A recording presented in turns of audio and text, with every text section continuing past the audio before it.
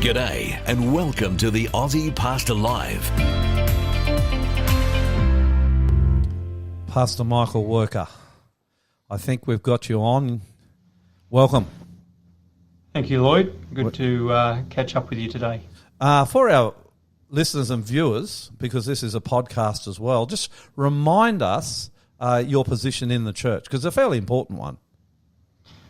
So I work in our national office. I work as the General Secretary, one of the executive officers for the church in Australia, and one of my portfolios is Public Affairs and Religious Liberty, which is a very interesting space at this time. We were talking about you the other day, someone said, what's his position? I was trying to explain it to General Secretary, and what does that mean? I said, well, actually probably means second in charge in the Church of Australia. Is that correct? Just for our listeners, so they can get a grip of the sort of work you do. One of the three senior officers for the Australian Church. So what are the three senior officers? What are they? So we have the role of President, General Secretary and Chief Financial Officer. So we each cover, I guess, various aspects of administrative oversight and spiritual leadership for the church. And you live in the beautiful city of Melbourne. I do indeed. And just for a reminder of our listeners, you are an avid cyclist. I am. Thanks to COVID, when we started our lockdowns and we're inside 24 hours a day, nowhere to go, cycling became my release, my freedom from the house, which was good for my spiritual and mental health. And are you still cycling? I am, yes. I started cycling. My sad story, and this is the truth, I fell off my ride-on mower, Hunty. Indeed. And I got a serious rotor cuff, I think that's what they call it, injury, where my shoulder split and I'm trying to get back on my bike. I promise you, Michael, every single day now I'm trying to get back on my bike. You know how much weight it can put on your shoulders across the top here? And it's very difficult, but I'll be back soon. Pedaling my 20 Ks a day. What do? You're doing, what are your long rides? A couple of 100 Ks? I did it 200 kilometre ride over year end, but most weeks I'll do a 100k ride on a Sunday or a Friday afternoon. And they're up some of the biggest hills you have around Melbourne too, aren't they? Yes, I love riding in the Dandenongs, just the peace and tranquility of nature. And when you're grinding up a hill at 10k an hour, you can really have time to take it all in. That's for sure. Actually, I quite like going, believe it or not, I know it sounds a bit weird, but I actually quite like going up the hills myself.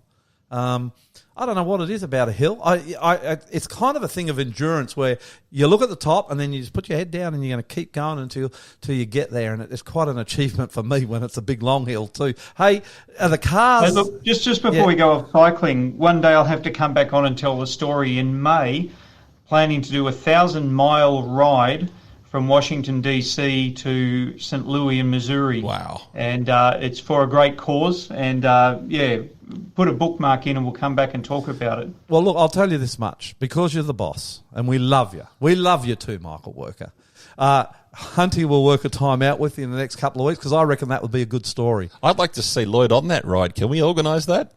I'll tell you what, pay for my airfare and I'll be over there in an instant, mate. I'd love it. I reckon we could take the head around. There's a lot of people who'd like to see that. I'd do it, bro. I'd love it. How many days to do the 1,000 Ks?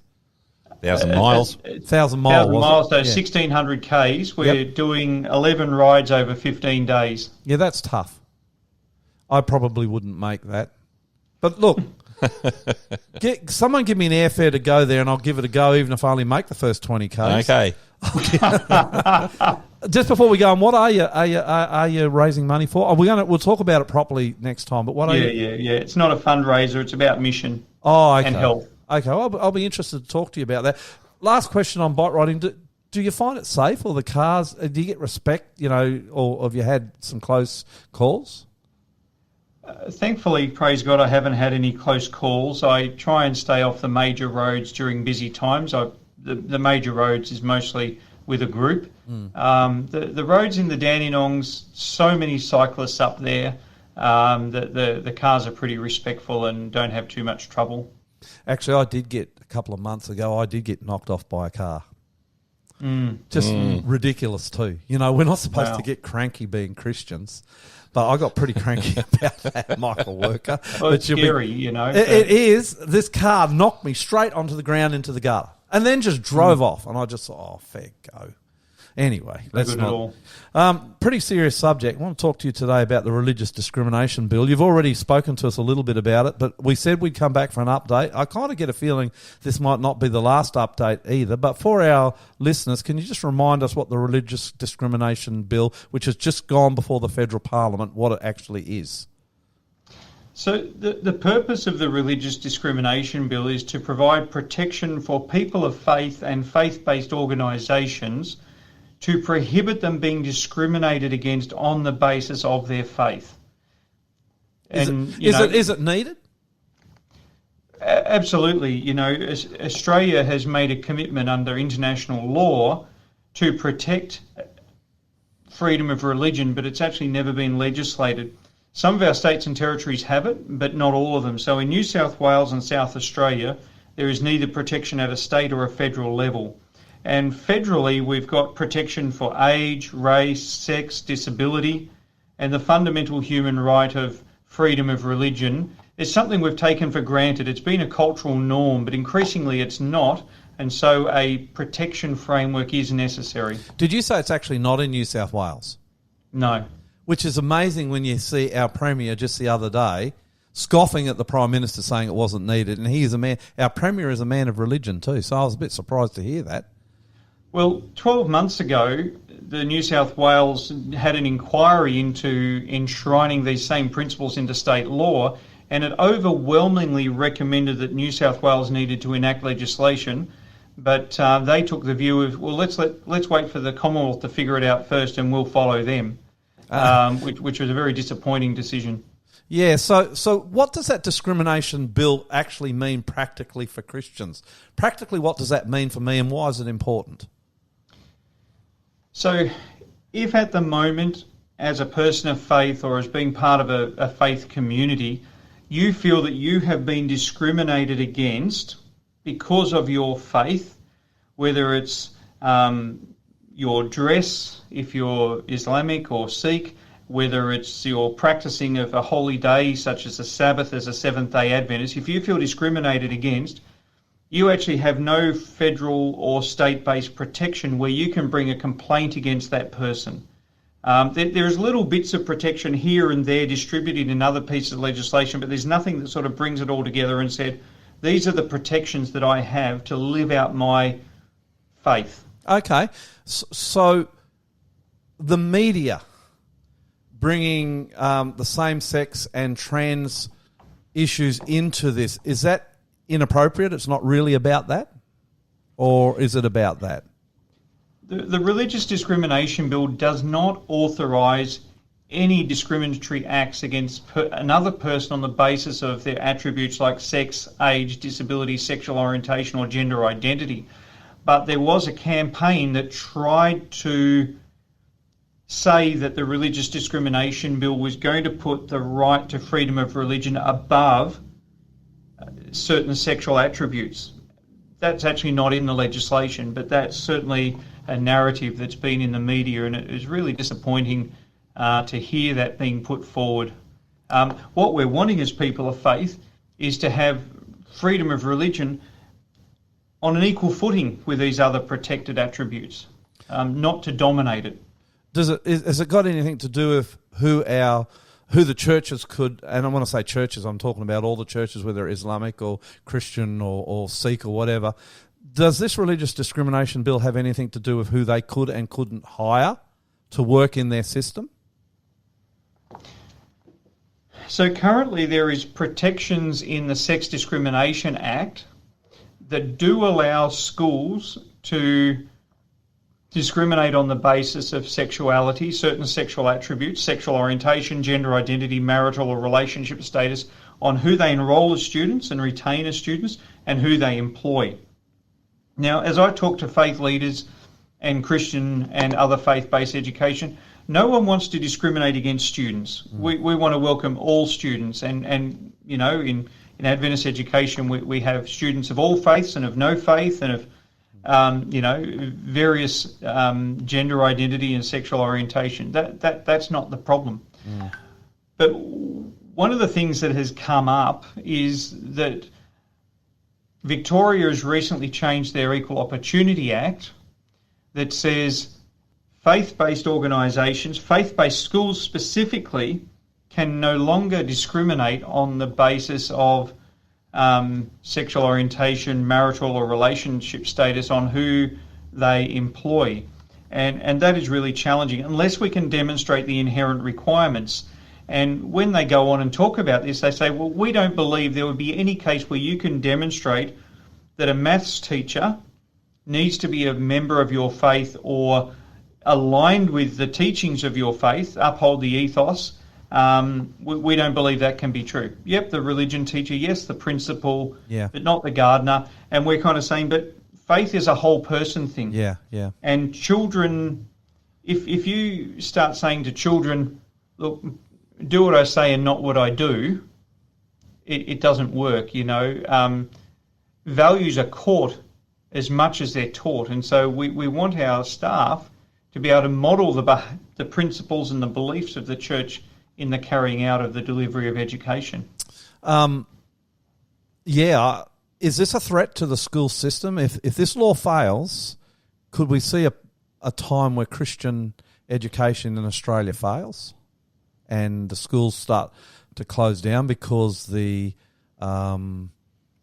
pressure on what you've just shared, and I agree with you, values are actually far more caught than they're taught, I would say. Yeah. We see that when our kids go to Christian schools, how the retention rate in the church and in Christianity is far greater than if they just go to a state school. But if churches get to a place where they can't hire people who do represent the values they're trying to share to their students, and I'm not talking the Adventist system so much as just the general, and not just Christian, the general church school system, is there a threat that we could get to a place where these schools will start to say, well, look, we just can't do this and close down, and then the state has to bear the burden of these extra students?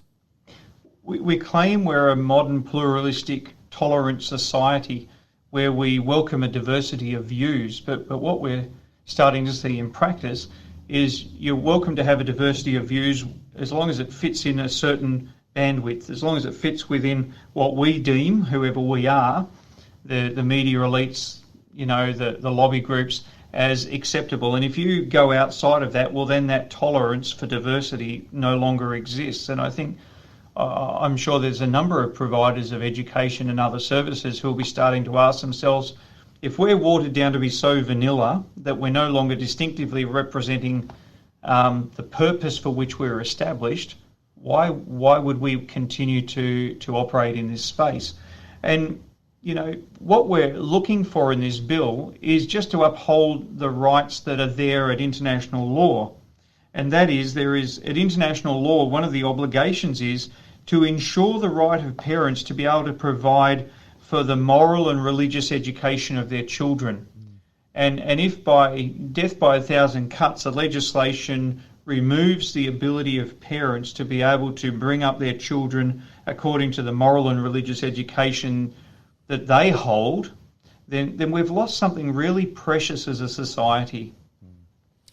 I'm just thinking as you're talking there, and I know you were in the same boat, and Hunty too, how much we've all sacrificed to send our children to, I've sent 4 of our children to faith-based schools, and we've sacrificed a lot of money to do that. And we've done it because it matters to us. And it doesn't mean that our children will necessarily follow the faith of ourselves or even the school that they're in, but at least they've had a grounding and they've had a real choice. What happened to the legislation the other day?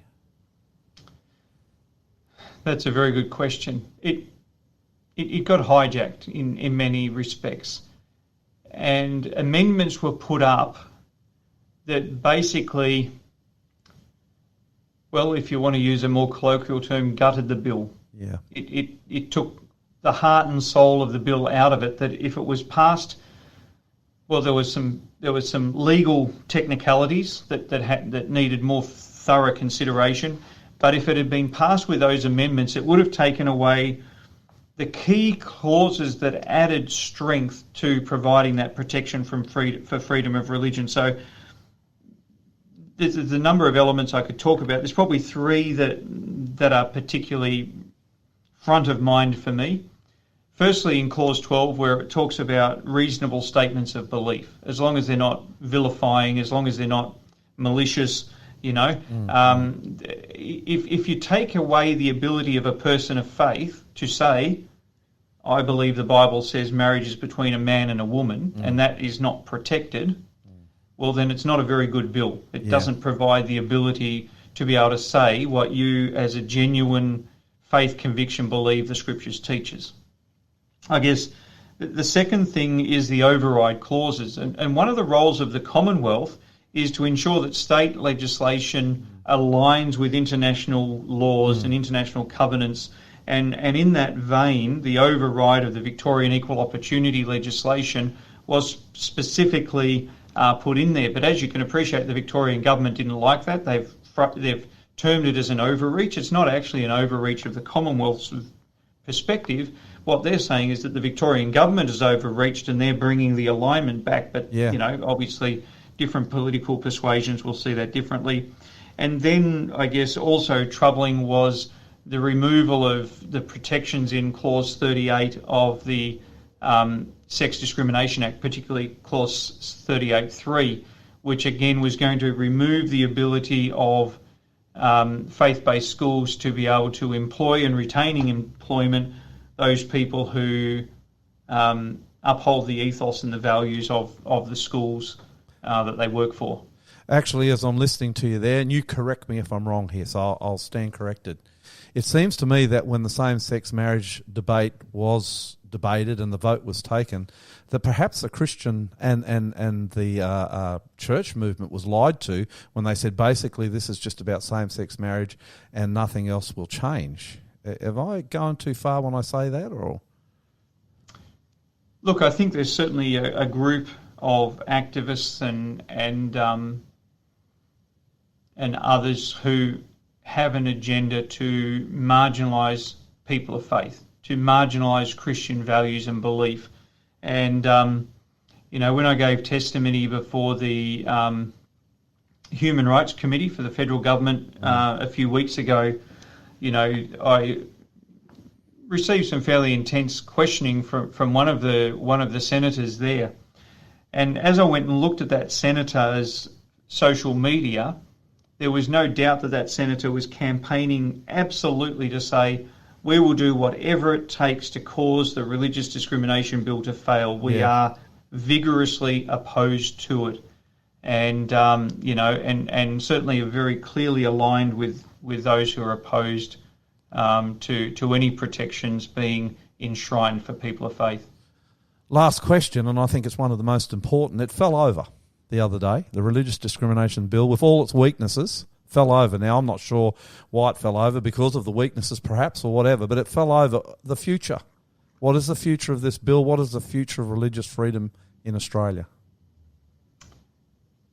Let's make it a matter of prayer. It's not over. Whether it comes back on to the floor of Parliament before the election or not, I guess, is an interesting matter. I couldn't tell you whether it will or not, but it will keep coming up. It's something that, as a country, we do need to protect. There was a wonderful article by a friend of mine, Associate Professor Mark Fowler, in the Australian newspaper a couple of days ago, which is talking about some of the issues. Christian Schools Australia have also put out some very, very good commentary on this issue. There's a lot of very insightful writing on this matter, but it's something. Look, let me rephrase the answer here. All sides of politics, all the major parties, Liberals, Nationals, and Labor, have all come out of these inquiries over the year end saying we need to protect freedom of religion in Australia. So I think everyone agrees that we need to protect it. What is up for grabs is how good are those protections. Okay. And, unfortunately, one party wants almost a religious discrimination act in name only, with actually very little strength. And there are other parties who are willing to give it a bit more strength and make it a bit more robust and vigorous. But we just got to keep praying. We've got to keep talking to our politicians. We've got to say, as citizens of this country, this is important to us. Don't let it slide. And maybe the best thing we can do is write to our local federal MPs and say, this is important to me. Yeah. Well, look, it's very interesting. I'm guessing this will not be the last time we'll have you on, read this particular subject. I think it sounds like, as I'm listening to you, it's got a way to go, and it does matter to us all. Thank you so much. We look forward, Michael, a couple of weeks' time. When did you say you're going to go overseas? Is it? Oh, it's another 3 months away yet. But happy to come and chat about it. Yeah, we'll get you and Hunty to talk about it. And maybe we can chat to you when you get back. You can tell us what it's like to ride 1,000 miles in 16 days, I think you said. Yeah. You're a good man. Haven't we come a long way since our days at Avondale University College? Amazing what God has done. It has, and I think God's using you, and you're up there talking to the pharaohs and the kings, and may God bless you as you represent Him at the very highest levels here in Australia. Thanks, mate. See ya. Okay, chat. Thanks for joining the Aussie Pastor. If you enjoyed today's program and would like to find out more about Jesus, our ministry, or ways to support us, go to findjesus.tv.